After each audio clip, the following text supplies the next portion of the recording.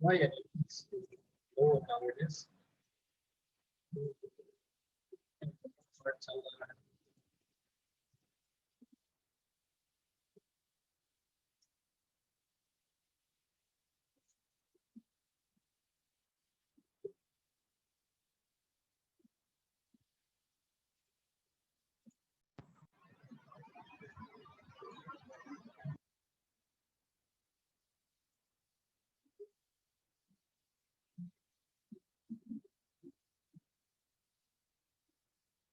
मैं आज important topic discuss करने वाला हूँ। तभी जो बच्चे नहीं आएंगे फिर हमें लेक्चर में बोलेंगे कि सर वो फिर से पढ़ा दो।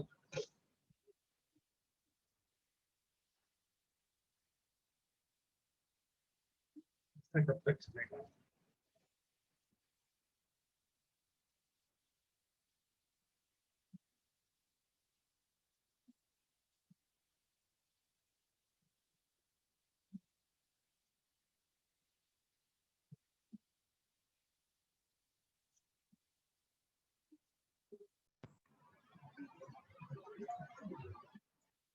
Hello.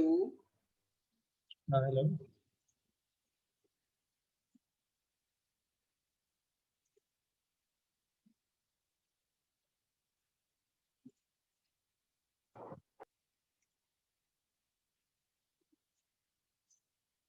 Okay okay, we are 15 here.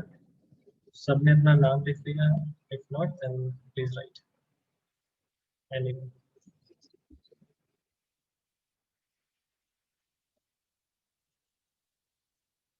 Okay, so we will learn today about function. Function के बारे में पढ़ेंगे और ये बहुत ही नया चीज है, बहुत यूजफुल कॉन्सेप्ट है कि पूरे प्रोग्राम का जो मॉड्यूलर डिजाइन है, जिसको हम फिर बाद में करेंगे कि मॉड्यूलर डिजाइन क्या है और उसको ये देखो। मेरा ऑब्जेक्टिव क्या है कि लास्ट क्लास में हम लोग फैक्टोरियल कंप्यूट करना सीख गए, यानी we know that how to compute 5 factorial. लेकिन अगर हमारे पास एक टाइम ऐसा है कि हमें कंप्यूट करना है 5 factorial plus 6 factorial and plus 7 factorial plus 8 factorial, ये एक टास्क है सर्विस, और इसका रिजल्ट हमें एक वेरिएबल आर में चाहिए। ठीक है, ये कैसे होगा? मीनिंग ये प्रोग्राम बोल रहा है कि R would be nothing but A factorial plus B factorial plus C factorial plus D factorial, meaning sum of sum of a factorial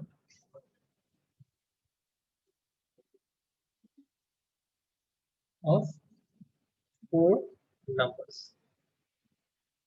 user से 4 नंबर हमें लेने हैं और चारों नंबर का हमें फैक्टोरियल कंप्लीट करना है और उसको फिर ऐड करना है, दैट वी हैव। तो अगर मैं इस काम को अपने नॉर्मल सी प्रोग्रामिंग मेथड से करता हूँ तो यहाँ मैं इंक्लूड कर लिया टच, फिर मैं मेन में क्या लिखूंगा, इनमें मैं लिखूंगा मुझे 4 वेरिएबल पर डिपेंड करने होंगे, ए बी सी डी, और एक वेरिएबल जिसमें मैं आर को रखूंगा। ठीक है, और आइट्रेशन के लिए आई की जरूरत है। एंड व्हेन देन हम यूजर को प्रिंट बोल रहे हैं कि एंटर नंबर्स, नंबर एंटर करो। तो वो जो भी नंबर्स एंटर करता है उससे हम लोग स्कैन कर रहे हैं। कितने नंबर स्कैन करने हैं? 4 स्कैन करने हैं, 4 इंटीजर स्कैन करने हैं। सो we will say A B C D, scan कर लिया। नाउ वी हैव, हमें क्या करना है, ये निकालना है। ये निकालने के लिए पहले क्या करना पड़ेगा, फैक्टोरियल निकालेंगे, फिर फैक्टोरियल बी निकालेंगे, फिर फैक्टोरियल सी निकालेंगे, फिर फैक्टोरियल डी निकालेंगे, है ना। तो मैं 4 variable f1 f2 f3 f4 4 अलग अलग वेरिएबल हमें चाहिए, है ना। तो then we have to define f1 f2 f3 f4। ठीक है, और पिछली वैल्यू में नई वैल्यू को ऐड करते चलते हैं, या सबको बाद में हम लोग ऐड कर देंगे, f1 to f4 को ऐड कर देंगे तो मेरा फाइनल क्या हो जाएगा, f1 plus F2 plus F3 plus F4, यही आपका फाइनल रिजल्ट है। इससे पहले हमें F1 F2 सबको निकालना पड़ेगा। सो व्हाट वी विल से, हम लोग बोलेंगे फॉर i इक्वल टू 1 से लेके i जब तक कहाँ तक नहीं हो जाए, a तक नहीं हो जाए। पहले a का फैक्टोरियल निकालते हैं, देन और सबकी F1 F2 सबकी वैल्यू 1 से इनिशियलाइज कर देंगे। That we use to do, ठीक है। i equal to i plus 1 and then F1 equal to F1 की पुरानी वैल्यू मल्टीप्लाइड बाय i। तो ये हमारा a फैक्टोरियल निकल जाएगा F1 में। फिर से F2 के लिए भी हमें यही करना पड़ेगा, i equal to 1, i is less than equal to b, i plus plus और i equal to i plus 1 and then we should say F2 equals to F2 into I, okay. So the same code we have to write for third one also, okay. F3 equal to F3 into I, F3 plus, and for F for I equal to 1, I is less than equal to T, I plus plus और I equal to I plus 1 जो भी आप लिखो। F4 equal to F4 into I, ये हमें सबकी value मिल गई। अब इसके बाद ये यहाँ पे कर्ली ब्रैकेट ओपन हो रहा है, क्लोज नहीं हुआ। इसके बाद हम क्या लिखेंगे, R equal to F1 plus F2 plus F3 plus F4, ठीक। And then we will print F result equal to percentage T and that is R then 0, ठीक है। यहाँ तक समझने में किसी को डाउट था?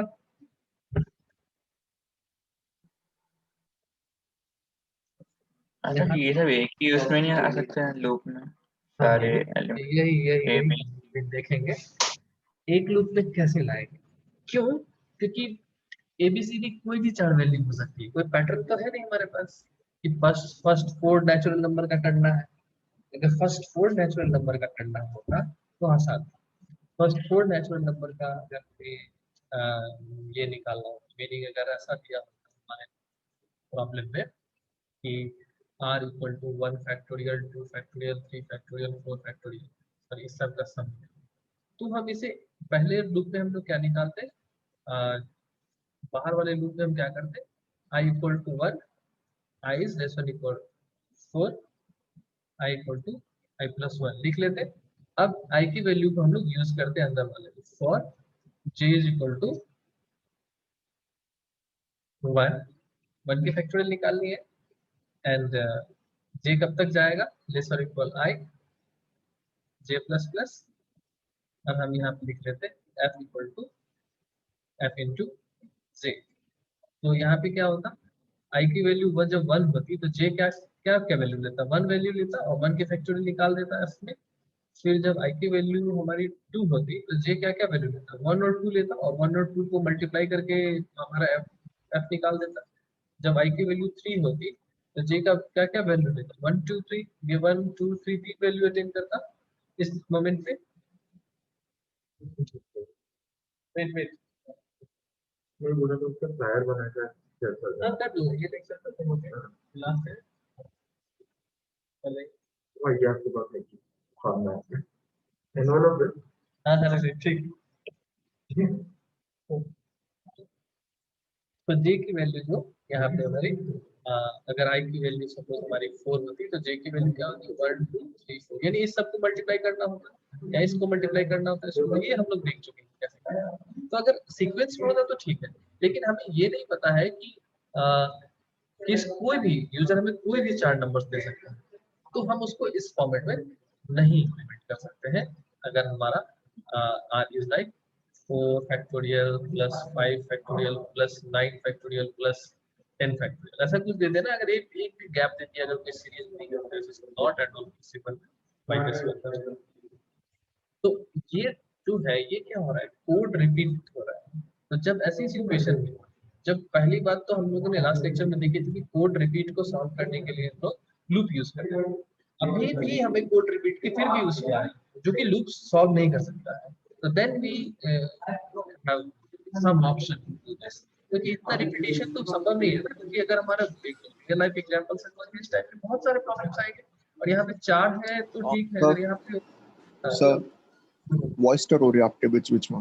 अच्छा ठीक, तो आई शुड रिपीट कि अगर ये छोटा सा 4 प्रॉब्लम है, इसलिए अगर यहाँ पे 400 नंबर्स का फैक्टोरियल होता तो हम कैसे कंप्यूट करते। सो ये चैलेंजिंग काम है, और ये एग्जांपल मैंने अभी आपको दिखाया एक फैक्टोरियल की बात की है, बहुत सारे ऐसे ऑपरेशन है, अल्टीमेटली एवरीथिंग जहाँ पे हमें कोड रीयूज का प्रॉब्लम है, तो ये कोड रीयूज हम लोग यहाँ पे नहीं कर पा रहे हैं। इस कोड रीयूज को समझने के लिए हमें एक नए कॉन्सेप्ट को इंट्रोड्यूस करना होगा, and that we call function. Function अभी देखो, the moment we have a car, the moment we have a car with us, so ये suppose कोई कार है, where we red white, ठीक है, so this is a car, so अगर this is a, और इसमें ये this is car, so that abstract concept है क्या है कार, लेकिन इसमें अलग अलग parts हैं, there are some engine parts, ये जो है वो wheels है, तो इसकी फंक्शनैलिटी कुछ अलग है, ये रोटेट होता है, रन करता है, ये कुछ और काम करता है, डोर्स में कुछ और फंक्शनैलिटी है, तो इसका और देन व्हेन वही आज के डेट में हमारे पास मोबाइल है, तो बेसिक इसमें ये वाला फंक्शन मतलब क्या, वो बहुत सारे छोटे छोटे फीचर्स होते हैं, है ना, बहुत सारे छोटे छोटे फीचर्स होते हैं, मतलब कोई एक पार्ट जो कोई खास काम के लिए बना हो, है ना, जैसे कि वॉइस रिकॉग्निशन फैसिलिटी या फिर टच लॉक फैसिलिटी, है ना, कि आप टच करोगे लॉक ओपन हो जाएगा, तो that is a single functionality, है ना।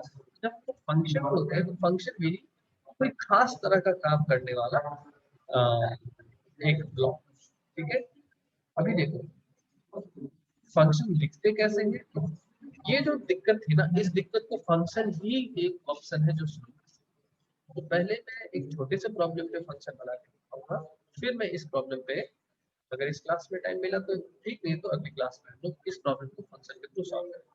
तो मैं एक सिंपल सा प्रॉब्लम सॉल्व करता हूँ, a प्लस बी की प्रॉब्लम, ठीक है। So c equal to a plus b, हमारा जो पुराना कोड होता था a प्लस बी का वाज लाइक इन मेन, और इसमें हम 3 वेरिएबल डिक्लेयर करते थे a b and c, and suppose हम यूजर से इनपुट ले लिया a और b का, a और b का इनपुट ले लिया, so what we are doing, c equal to a plus b, and then we are printing c, then we are printing c, so ये हमारा काम है। अब इसी काम को हम अगर फंक्शन के थ्रू करना चाहे तो कैसा होगा, पहले ये देखते हैं और फिर बात जाके समझेंगे कि अच्छा ये ऐसा होगा। पहले तो ये जो लिखते हैं मेन तो लिखेंगे ही, गुड, फिर हम इसमें ये जो वेरिएबल डिक्लेयर हो रहा है ये काम तो होगा ही, इनपुट जो हम यूजर से ले रहे थे प्रिंटर एंटर ए बी, ये भी हम एज यूजुअल करेंगे, स्कैन ऑपरेशन भी एज यूजुअल होगा, दो वैल्यूज हमें रीड करनी है यूजर से, ए और बी हिट कर लिया, तो ये था हमारा वेरिएबल डिक्लेरेशन पार्ट, ये है हमारा इनपुट पार्ट, ठीक है। अब now the calculation part, calculation part को हम लोग इस ब्लॉक में नहीं करेंगे, इसको क्या करेंगे हम लोग बाहर जाके करेंगे। यही चीजें हम यहाँ भी देखेंगे कि ये इसमें क्या है, ये है variable declaration part, this is our input part, and यहाँ से लेके दिस पॉइंट एंड ऑनवर्ड्स यहाँ तक ही नहीं, यहाँ तक we were doing calculation on, तो कैलकुलेशन पार्ट को हमें इस ब्लॉक से बाहर ले जाना है। इस ब्लॉक से बाहर मतलब ये जो स्टार्टिंग पॉइंट है इस ब्लॉक का और ये जो एंडिंग पॉइंट है इसे बाहर लेके जाना है, पहली बात, ठीक है। तो ये जो कैलकुलेशन हो रहा है ना, इसको हमें बाहर लेके जाना है, बाहर लेके जाएंगे तो ट्रैफिक और ये वॉइस। अच्छा ठीक है मैं फिर से रिपीट सर करूँ, बैकग्राउंड नॉइज भी बहुत आ रहा है। अभी नहीं आएगा, तो ये पार्ट को हमें बाहर लेके जाना है, ठीक है। तो यानी अब ये पार्ट यहाँ से हट गया, ये हट गया, तो नीचे क्या बच गया, एक प्रिंट स्टेटमेंट बच गया, बस print f percentage d c, ये बच गया हमारे पास, इसको हम लोग बंद कर, ये हो गया, ये बंद हो गया, बंद। अब इसके बाहर हम इसको लिखेंगे c equal to a plus b, लेकिन इसको बाहर लिखने से कोई फायदा नहीं है। फायदा तब होगा जब ये वाला जो ब्लॉक है ये इसको यूज कर सके। तो इसको यूज करने के लिए हम इसको क्या करेंगे, एक ब्लॉक में रख देंगे और इस ब्लॉक का एक नाम दे देंगे। लेट्स से उसको हम बोल देते हैं, इस ब्लॉक का नाम लिख देते हैं ऐड। ठीक है, ऐड इसका नाम दे दिया, समझ में आ गई। और ऐड जब भी नाम देंगे तो उसके आगे ये दो ब्रैकेट लगाएंगे और ऐसा कुछ करना होगा। समझ में आई बात यहाँ तक। अब यहाँ पे जब कभी भी हम ऐड लिखें अगर हम, तो ये का होना चाहिए। तो क्या हो रहा है, ध्यान से देखो। हमने हमारे पास वेरिएबल डिक्लेयर किया, हमारे पास इनपुट ले लिया और कैलकुलेशन के लिए हमने इसको बोल दिया कि अरे तुम मेरा कैलकुलेशन कर।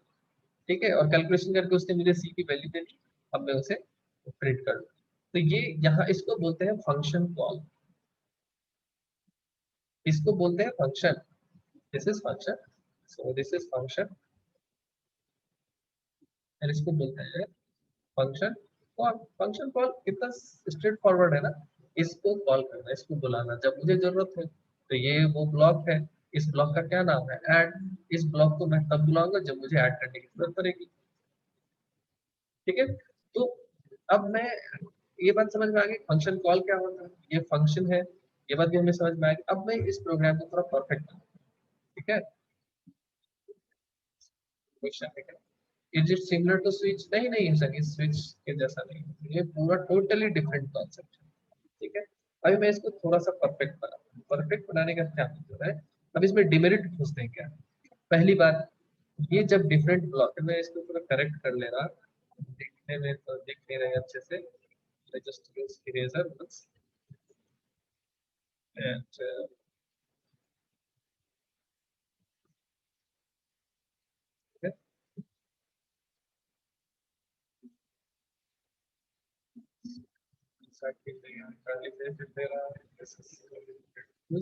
एंड यहाँ पे लिख रहा बट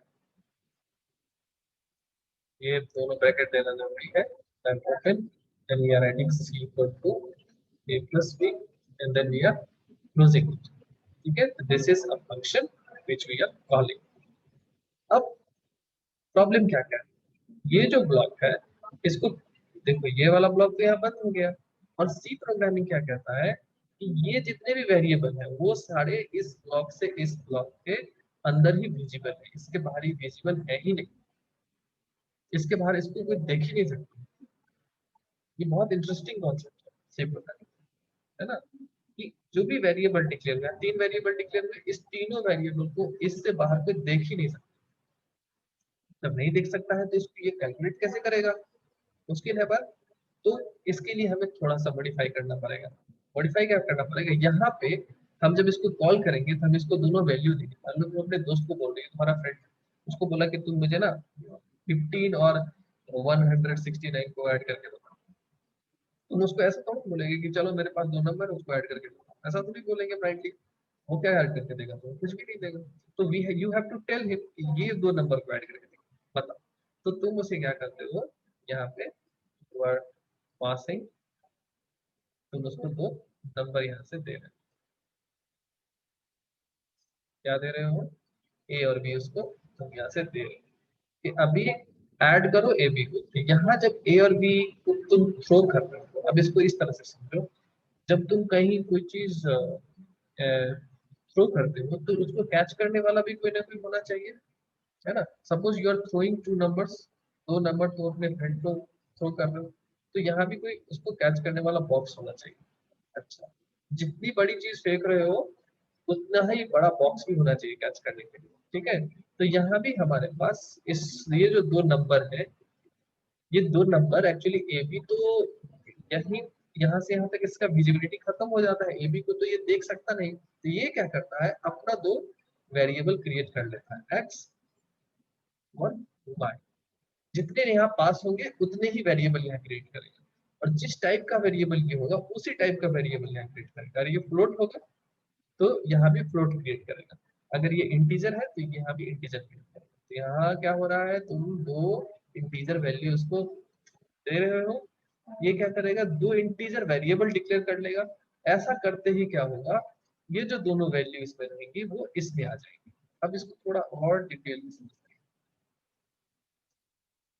डिटेल में समझने का मतलब, इस ब्लॉक के अंदर एक मेमोरी होगा, ए क्रिएट होगा, एक बी क्रिएट होगा और एक सी क्रिएट होगा। ए में यूजर ने क्या दिया 5, बी ने दिया 6।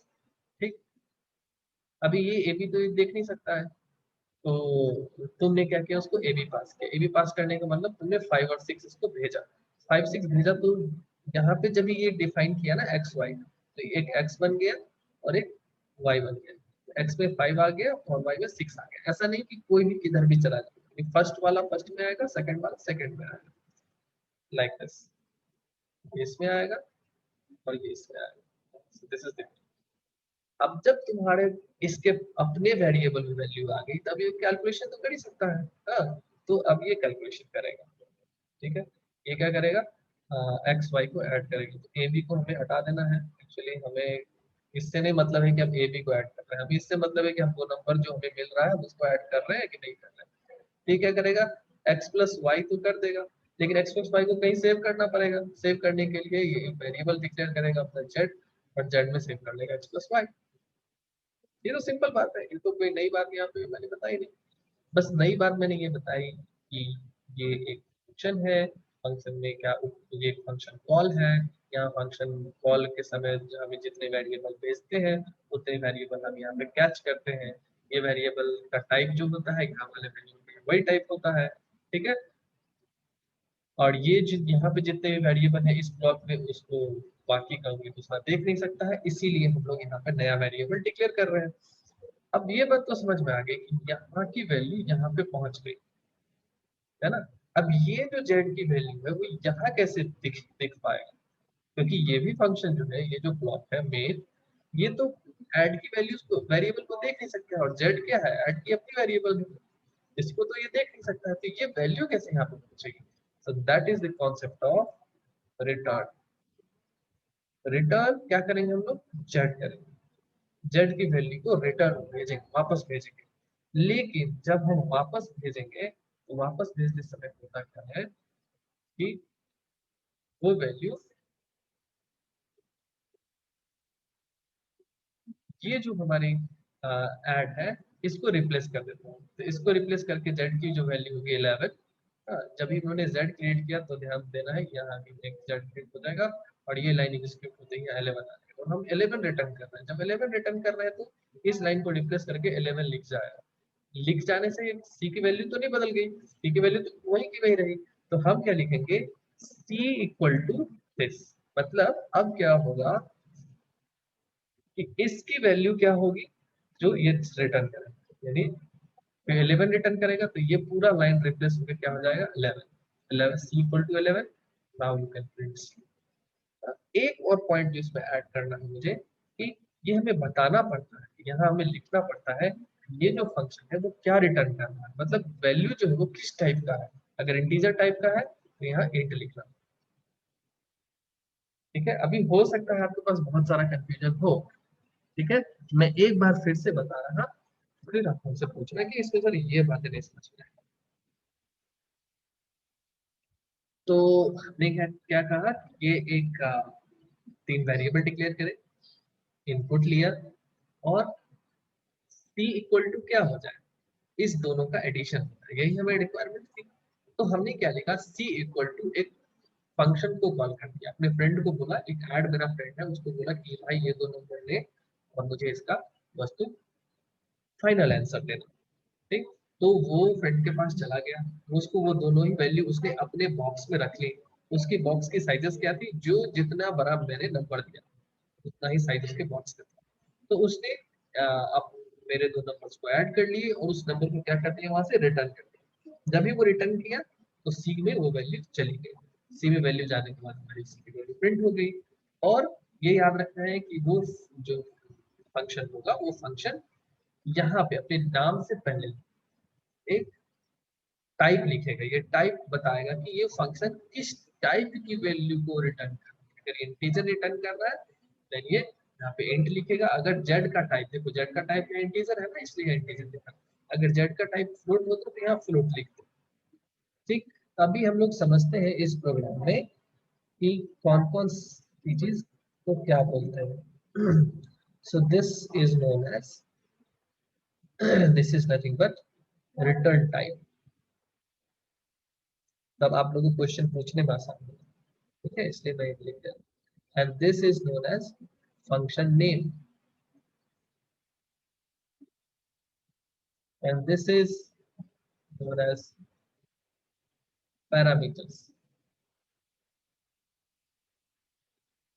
ठीक है, and this part is known as function body, ठीक है, this part is known as function call। ठीक, इतनी ही चीजें हैं। अब पूछो किसको क्या पूछो। सर डॉक्टर सर को आ गया। ये जो सिंपल कोड था उसको इतना बड़ा करने की नीड क्या थी सर, वो अभी भी समझ नहीं। ये एकदम वैलिड क्वेश्चन है तुम्हारा। आज तक ऐसा कभी नहीं हुआ कि मेरी क्लास में ऐसा नहीं हुआ। देखो, ये एक सिंपल एग्जांपल को मैंने बताया। जब हम लोग कॉम्प्लेक्स एग्जांपल पे जाएंगे तब हमें समझ आएगा, क्योंकि एक्चुअली इस प्रोग्राम में तो हमें रिपीटेशन था ही नहीं ना। रिपीटेशन नहीं था तो चीजें बहुत आसान थी हमारे लिए। लेकिन जब हमारे पास रिपीटेशन होगा, बहुत सारा सिनेरियो होगा, एक ही चीज बार बार कर रहे होंगे, अभी हम क्या करेंगे, इस कोड को बस हम ले जाकर रख देंगे। चलो हमारे पास टाइम है, मैं एक करके दिखाता हूँ। मैं इसको ना, इस पेज को ही कॉपी कर लेना है। इसको मैं कॉपी करता हूँ, यहाँ इस पेज को मैं पेस्ट करता हूँ। अभी हम इसको देखो, वही वाली पेज को मैंने नीचे ले आया। अभी देखते हैं कि इसको हम अगर फंक्शन से बनाता मैं तो वो कितना आसान है। तो सबसे पहले मैं क्या करता, देख सकते हैं,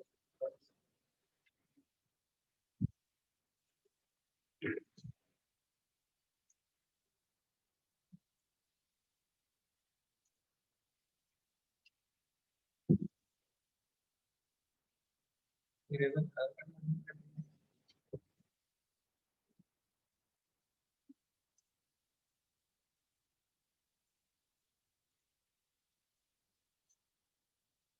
Anyway, let me write this program to be quick। तो यहाँ पे हमें ऊपर वाला पार्ट जो था वो इंक्लूड का हम लोग वैसे ही रखेंगे।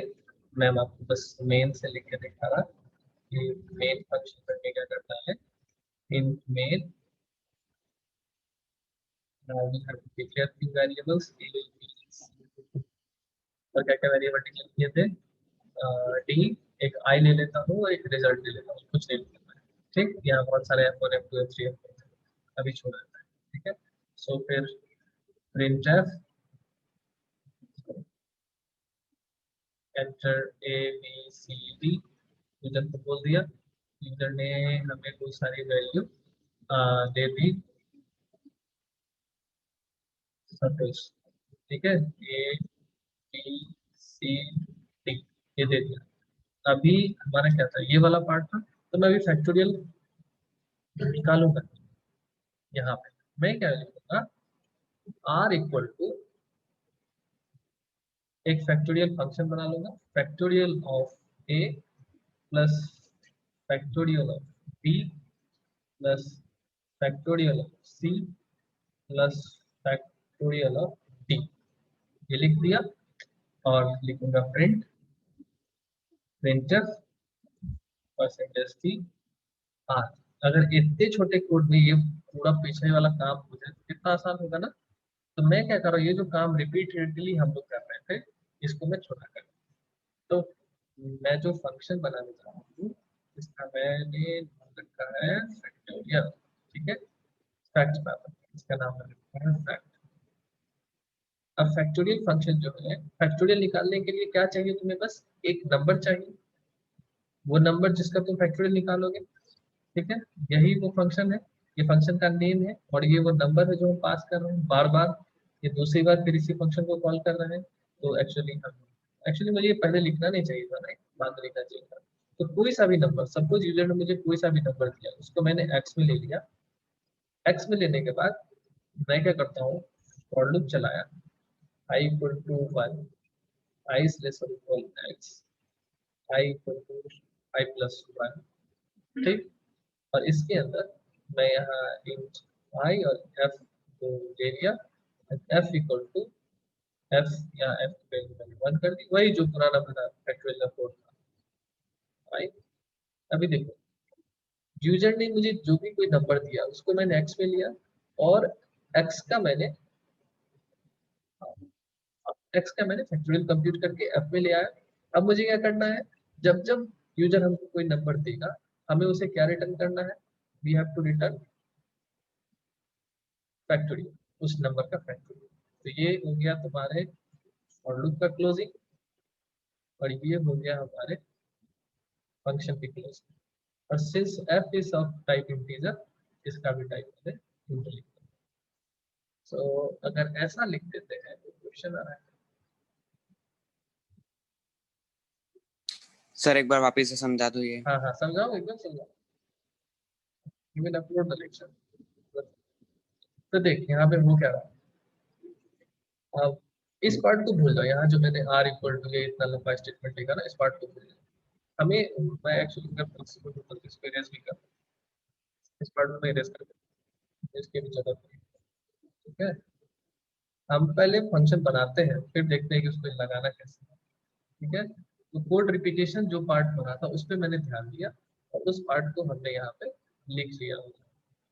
ये जो रिपीट हो रहा था ना पार्ट, ये वही पार्ट है जो हमारा बार बार रिपीट हो रहा था, ध्यान दो, ये वही पार्ट है जो हमारा बार बार रिपीट हो रहा था। इस पार्ट को हमने लगा दिया, इसके लिए नेसेसरी वेरिएबल डिक्लेयर कर दिया, और उसको हमने क्या कर दिया, एक ब्लॉक के अंदर रख दिया।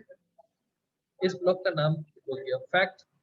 होना क्या है देखो, यूजर तुम्हें एक वैल्यू देगा और तुम यूजर को क्या रिटर्न करोगे, फाइनल रिजल्ट। यूजर जो तुम्हें वैल्यू देगा उसको तुम अपने एक्स में रखोगे और उसको फाइनल वैल्यू दोगे। तो जितना भी रिलेटेड लॉजिक है सारा इसके अंदर लिखेंगे, और जो वैल्यू रिटर्न करनी है, उस जो वैल्यू यूजर को वापस देनी है उसे रिटर्न के साथ लिखेंगे। इसका एक नाम दे देंगे और इसका टाइप दे देंगे, टाइप बताएगा कि ये किस टाइप की वैल्यू। अब देखो, अब इसका तुमको कितनी बार यूज करना है, जितनी बार भी यूज करना है यूज करते हैं। अगर तुम अभी फैक्टोरियल में a पास कर दोगे तो ये a की वैल्यू कैलकुलेट कर देगा, कैलकुलेट करके तुम्हें रिटर्न कर देगा। फिर फैक्टोरियल जब तुम कॉल करोगे फैक्ट b अगर लिखोगे, ये क्या करेगा, b की वैल्यू को यहाँ पास करेगा।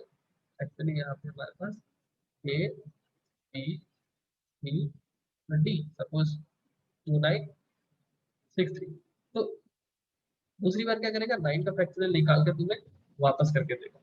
फिर जब तुम्हें 6 का निकालना हो तो तुम लिखो फैक्ट सी, फिर जब अगली वैल्यू का निकालना हो तो फैक्ट डी।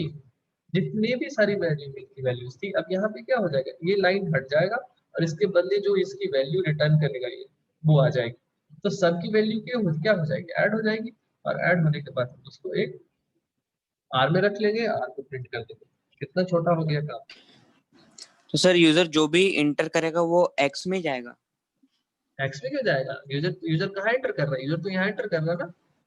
ये जो कोड है ये मेन कोड के नीचे है, यूजर कहाँ एंटर कर रहा है, यूजर तो एबीसीडी में वैल्यू दे रहा है तुम्हें, समझ में आई बात। Yes sir. और एबीसीडी की वैल्यू को हम लोग बारी बारी से इसमें भेज रहे हैं। पहली बार ए की वैल्यू को भेज रहे हैं तो एक ए का फैक्टोरियल निकाल के वापस दे दे रहा, फिर बी की वैल्यू को भेज रहे हैं। ये सारे काम 1 बाय 1 हो रहा है, पहले ये हो रहा है, फिर ये हो रहा है, फिर ये हो रहा है, फिर ये हो रहा है। 4 स्टेप्स में ये 4 बार कॉल होता है, एक ही कोड 4 बार कॉल होता है। फायदा क्या हुआ कि हमें, देखो कंप्यूटेशन के मामले से कोई फायदा नहीं हुआ, फायदा हुआ कि हमें लिखना था, ठीक है। और ये थोड़ा सा और मॉड्यूलर लग रहा है और अच्छा लग रहा है, थोड़ा कोड 2 जगह पे, यहाँ देखो पूरा बहुत क्लमजी लग रहा है, पूरा पूरा एक जगह। अभी तो और डिफिकल्ट प्रोग्राम्स में जाएंगे तो और मुश्किल लगेगा, ठीक है। तो इसलिए ये कोड को बहुत स्मूथ बना, ठीक है। Rest of the things we will continue in next lecture. ये पढ़ना जल्दी है, आगे इसको और कोई क्वेश्चन है तो पूछ लो। सर सर ये वीडियो और पीपीटी अपलोड कर देना सर। एकदम कर दूंगा। सर हम्म, सर जो अपना जो रिटर्न टाइप है, हम्म। अपन ने वो क्यों जरा टूटी, अपन ने जो रिटर्न टाइप आना है उसका टाइप तो डाला ही नीचे, तो रिटर्न टाइप डालने की क्या नीड है। नहीं ऐसा होता है, सी ने ऐसा डिफाइन करके रखा हुआ अच्छा सर। है, ऐसा वो सिंटैक्स बोलता है कि ऐसा करना है, तो कारण आगे बताएंगे। Okay sir. ठीक है, अभी ओके मत सर। करना सर ही तो करना। इसके बाद भी आखिरी में फिर रिटर्न 0 आएगा। हाँ आएगा, यहाँ पे मेन में, यहाँ पे रिटर्न 0 आएगा, इसमें नहीं आएगा, ये तो हाँ रिटर्न हाँ, करेगा, है ना, यहाँ पे तो लिखना ही है। आखिरी में ना, यही लास्ट में ना। अब बताऊंगा।